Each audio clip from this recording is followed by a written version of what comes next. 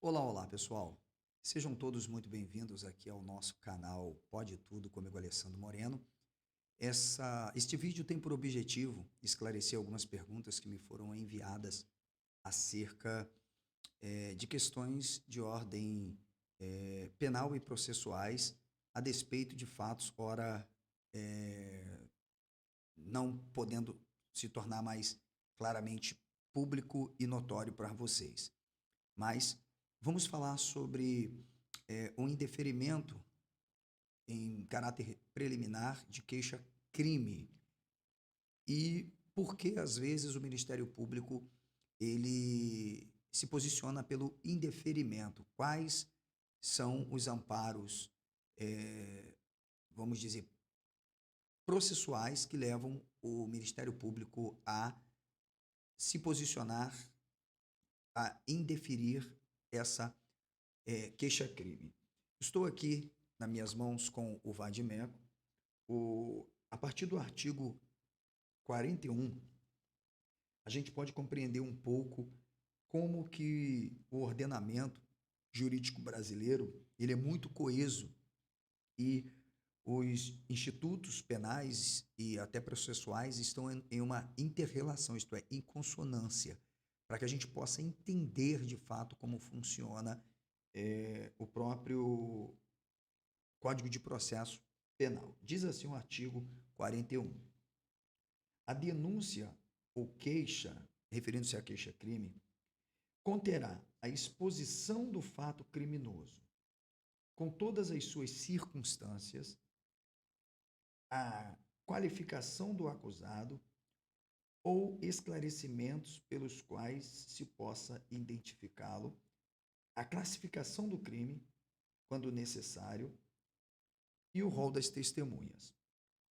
Então, a primeira coisa que você deve perceber é que o próprio artigo 41 prescreve, positiva, quais são os elementos que podem trazer uma coesão para a admissibilidade em uma queixa-crime, que a gente vai chamar de oportunidade que se dá para se pleitear o direito probatório. Então, você vê o artigo 41, o que de fato prescreve.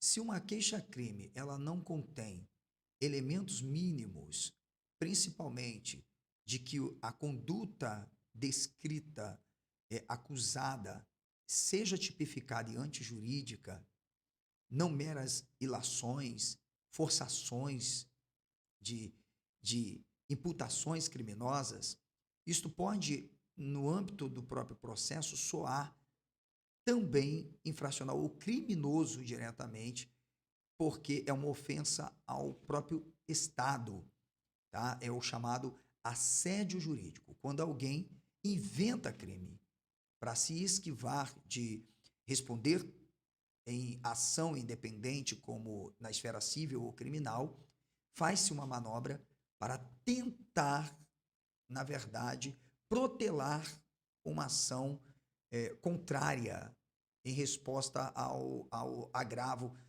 talvez feito a uma vítima. Outra questão também que é importante esclarecer, e isso está no bojo do próprio artigo 41 do Código Penal, é que tem sido pacífica a decisão de alguns tribunais em relação a crimes contra a honra, como injúria, difamação, calúnia, quando se há uma interposição sem a instauração prévia de inquérito policial. O que isso quer dizer? Quando, na verdade, a denúncia, a queixa-crime, ela é oferecida com uma robustez de fato, de provas, né? Vamos chamar de elementos probatórios, há um termo mais vernacular usado como verossimilhança, aquilo que é visível, é claro, é preciso, não está obstado, não está obscuro, principalmente que estamos lidando com membros do Poder Judiciário altamente preparados, técnicos, que lidam com isso todos os dias. Então não adianta uma pessoa tentar inventar, é o chamado crime inventado, está surgindo agora no Código Penal. O crime inventado é quando a pessoa, por uma paranoia, por um desespero, né, de saber que responderá por uma conduta delitiva contra a honra, a reputação ou a imagem de alguém, ela cria uma estratégia, um mecanismo de tentar, vamos chamar assim, forjar um crime para imputar a alguém.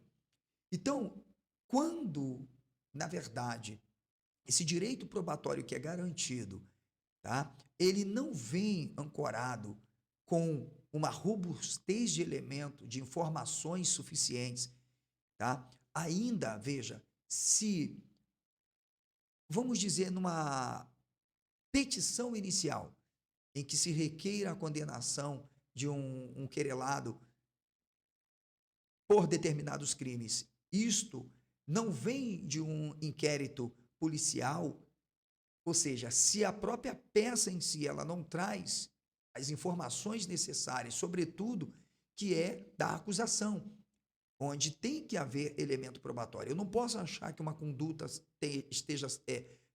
tenha sido um crime porque eu quero que seja um crime.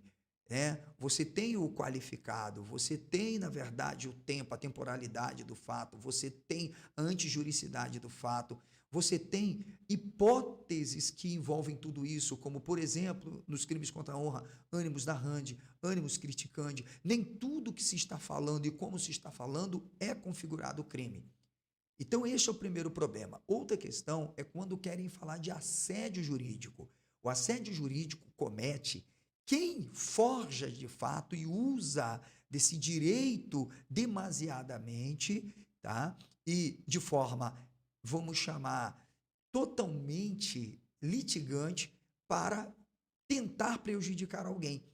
Ou seja, o assédio jurídico, ele se dá no âmbito, tá, vamos dizer, da empreitada penal. É ali que se dá. Você ficar em rede social dizendo vou processar, vou processar, vou processar, vou processar, isso aí não configura o assédio. O assédio é o uso demasiado, é o abuso de um direito e de uma forma forjante de se tentar tirar o bem, a economia de alguém querendo inventar um crime. Então, seja no estado de São Paulo, Minas Gerais, eu tenho aqui várias súmulas e jurisprudências de tribunais consolidados, ementas, inclusive, sobre rejeição de queixa-crime, justamente porque a pessoa inventa um crime, ela cria uma paranoia, ela acha que tudo que é falado, sem contar quando a pessoa quer acusar alguém pela opinião, pela crítica, ou seja, alguém esteja tomando um comportamento totalmente impróprio, reprovável publicamente, faz isso publicamente, age dessa forma totalmente reprovável e ela recebe então uma crítica também pública desse comportamento. E aí ela, que já tem um histórico propriamente público de pessoa que vive violentando as outras, atacando a honra, a reputação das outras pessoas, mentindo de forma contumaz, ou seja, é um mentiroso compulsivo, aí piorou. Então, do ponto de vista processual, nós temos já consolidado que queixas-crimes estão sendo rejeitadas em sede de recurso, justamente porque, além de não virem com elementos probatórios suficientes para convencer o juízo, bem como o próprio Ministério Público, que precisa, em uma ação público-penal ou mesmo privada, se manifestar, a mínima exigência é que possa ter nesse conjunto, que é essa peça denunciatória, pelo menos um inquérito policial, porque o inquérito policial é a instauração justamente de um processo de investigação, ou seja, um termo circunstanciado e outras coisas. Então, primeira coisa que você vai perceber que eu não posso dar detalhes de uma porcaria que foi implementada contra mim. Aquilo é uma porcaria, sabe? Falta de termo circunstanciado, que seria suficiente. A pessoa que tentou me incriminar estava tão desesperada, que ela tentou criar um atalho. Por quê? Porque tentou fugir já do certo, que vai ser uma ação civil e criminal contra a sua conduta materializada e provada nos autos da denúncia que iremos implementar. Portanto, o que você vai encontrar? Justamente o desespero, a estratégia, levou a forjar justamente uma denúncia, claramente, em que pode haver uma configuração por denunciação caluniosa, litigância de má-fé, e ainda, vamos chamar peremptoriamente, até com uma decisão do juízo de apresentar pelo menos esclarecimentos melhores para dar continuidade à própria ação penal. Então, é complicado, porque se há ausência de justa causa para dar início a uma ação penal, o próprio Ministério Público, analisando todos os elementos dentro do direito probatório, vai indeferir. E isso é uma vergonha para uma advogada, ainda mais se for de carreira, sabe? Os melhores que tem por aí. Então, é uma vergonha. E não se pode culpar o cliente, o querelante, não se pode culpar, porque compete ao advogado justamente parar, sentar, ouvir, juntar elementos suficientes, analisá-los para poder dar início. Até porque, como eu falei, isso pode estar também dentro do próprio âmbito do processo, tá? Vindo a culminar numa litigância de má-fé, no assédio jurídico e na denunciação caluniosa. E aí, como é que vai ficar a situação desse advogado e desse querelante? Comente aqui para mim. Então, primeiro, a doutrina e a jurisprudência, e aqui eu tenho comentado e totalmente decisões recentes, tá? Onde já estão pacificadas claramente no sentido de que o recebimento da denúncia ou da queixa-crime não basta a existência de uma peça formalmente perfeita tecnicamente. O que eu quero dizer? A pessoa vai ali e diz, fulano falou isso, artigo 138. Não porque ele disse isso, artigo 139. Não porque ele também falou isso, artigo 140. E quando o Ministério Público vai analisar justamente aquelas acusações, aqueles ditos elementos juntados ali, o Ministério Público fica perturbado, porque tenta encontrar o que é necessário para dar seguimento o oferecimento da própria denúncia, que é o quê? Simples. Primeiro, o fato tem que ser antijurídico, ok? A conduta delitiva precisa ser dolosa especificamente. Você não pode ter ali elementos claros da hipótese, como, por exemplo, o ânimos narrandi, o ânimos caluniandi, onde não há nenhuma deferência direta, vamos dizer, ao acusado de que o querelado esteja praticando uma conduta. Você não pode querer transformar uma manifestação do pensamento, de uma opinião, de um pensamento crítico, em uma instância, talvez até calorosa de discussão, que as falas do outro seja criminosa. Pois, se elas não são imputativas e não chegam nem mesmo próximo de algum elemento do tipo penal, como perseguição ou a própria injúria, porque não precisa propriamente ser a calúnia, né, de que alguém esteja falsamente falando algo, ou seja, é um absurdo. Principalmente se aquela crítica que está sendo feita pela parte denunciada, acusada, ela for verdadeira, do ponto de vista do uso da sua liberdade e do seu direito de manifestação e crítica. Deu para você entender? Então, primeiro, o Ministério Público está ali justamente para isso. E o juiz também, que quase sempre acompanha a manifestação do Ministério Público, onde você só vai receber a denúncia ou a queixa se tiver elementos probatórios suficientes, requisitos que são exigidos aqui, onde nós vimos, versando em consonância o artigo 142, entre outros. Ou seja, é preciso que a denúncia ela não seja só tecnicamente formalizada, sabe, com as normas técnicas, né? Tudo você sabe quais, até mesmo do Código de Processo Penal, vir ali com os elementos do qualificado e da narração dos fatos, da síntese dos fatos, né, da descrição dos tipos que você considera antijurídico, da peça, enfim, dos pedidos. Não adianta, principalmente quando se pleiteia uma tutela de urgência com uma liminar para remover um conteúdo que não tem absolutamente qualquer antijuricidade ou ato delitivo por parte de quem está sendo acusado. Então, tem que ter elementos suficientes, é o que a gente vai chamar de provas mínimas. É quando o Ministério Público pega algo e diz assim, poxa, realmente, você não pode pegar as falas de uma pessoa, de um conteúdo, de um vídeo, isolar e, inclusive, atribuir a si mesmo para dizer que a pessoa está falando sobre você. Isso, ou seja, isso é de uma...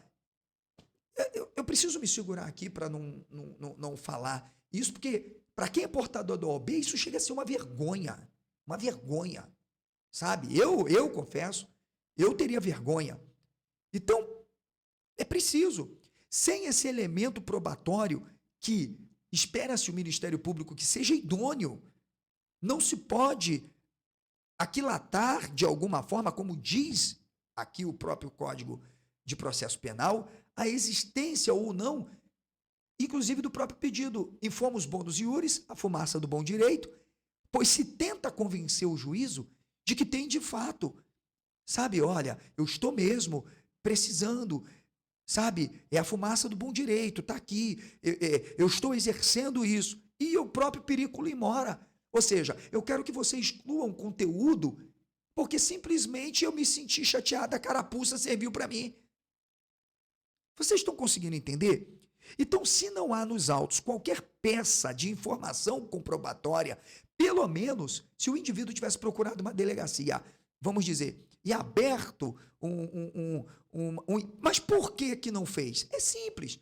Não fez não é porque não precisa, porque tudo que vem como fundamento para isso é importante, porque é o início da instauração de um inquérito, onde o próprio delegado, o inspetor que vai investigar, vai ter uma oitiva ouvindo justamente as partes, e tudo isso pode chegar à consonância de que aqueles elementos ali que serão encaminhados para o Ministério Público, já vindo, claro, de um processo de investigação, de oitivas, isso facilita o papel do Ministério Público. Então, o que leva uma pessoa a oferecer uma denúncia diretamente infundada, sem qualquer elemento probatório, totalmente, sabe, é um vexame jurídico. Eu não tenho outro termo para chamar isso.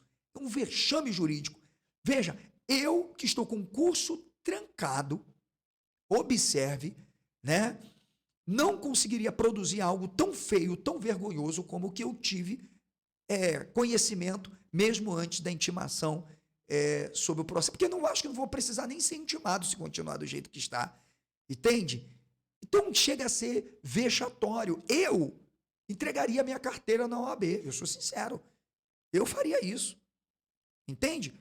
Porque, com certeza, se não há elementos com informação probatória, realmente, para que possa, de alguma forma, vislumbrar-se uma infração penal, fica difícil.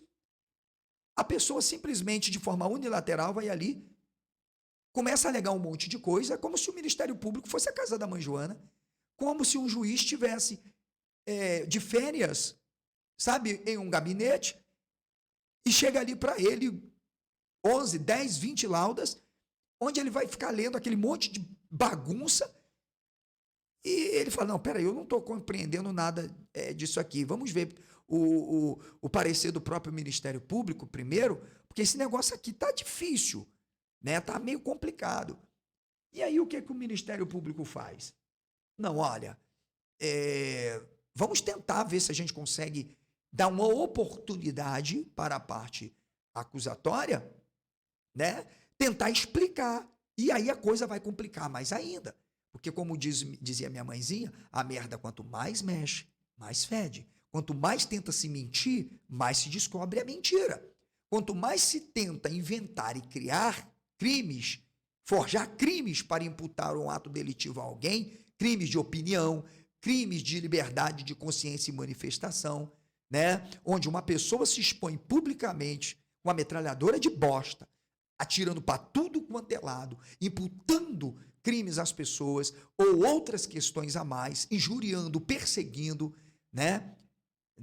Criando um vexame público à imagem das pessoas e depois vai para o judiciário querer se fazer de vítima, protelar uma ação civil e penal contra si mesma, porque precisa dar um jeitinho, né? É vergonhoso. Então eu quero aqui terminar esse conteúdo, mais uma vez explicativo aos amigos que me perguntaram, pois tomaram ciência de algumas coisas, né? Professor, mas o que isso, Alessandro, quer dizer? O que isso quer dizer? Eu já disse, eu não sou formado em Direito, queria eu hoje, se eu tivesse talvez a minha OAB, essa bagaça já estava resolvida há muito tempo, porque eu acredito no poder do judiciário. Ninguém está acima da lei, nem um advogado, nem um juiz, nem um promotor, nem quem estuda ou quem deixou de estudar direito.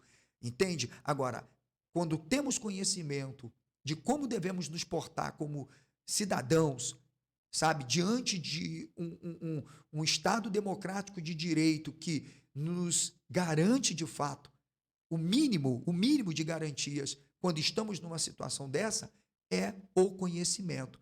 E eu posso dizer, posso não ter uma carteira de OAB e talvez ainda não estar bem preparado, mas de uma coisa eu sei, me jogar para trás não irão jogar. Tentar de alguma forma me prejudicar por revanchismo, por ódio, por revolta, sabe, por inveja, isso jamais eu irei aceitar. Defenderei o meu direito, defenderei minha honra, e se eu de fato tiver deslizado em qualquer uma das minhas condutas, ainda assim, para vocês terem uma noção, a retorção imediata como hipótese, tá?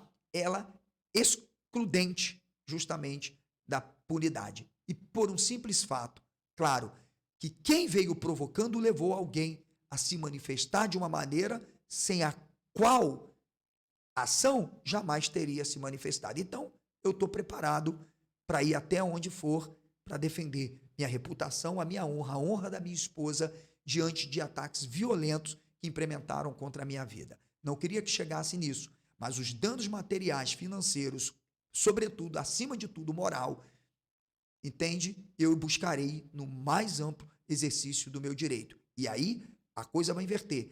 Eu é que terei que apresentar, de fato, um mínimo de elementos probatórios para mostrar que eu já venho sendo perseguido, caluniado, difamado, muito antes de tais fatos. Um grande abraço, eu espero que você tenha gostado. Se gostou, comente, se não gostou, não tem problema. Marque aquele amigo que acha que qualquer crítica ou opinião à sua conduta ou comportamento seja configurada a crime. Marque aquele amigo que pega vídeos isolados e diz que é de si mesmo que estão falando, porque chega a ser vexatório, vergonhoso. Se eu fosse alguns aí, eu excluiria o meu canal e nunca mais aparecer em rede social.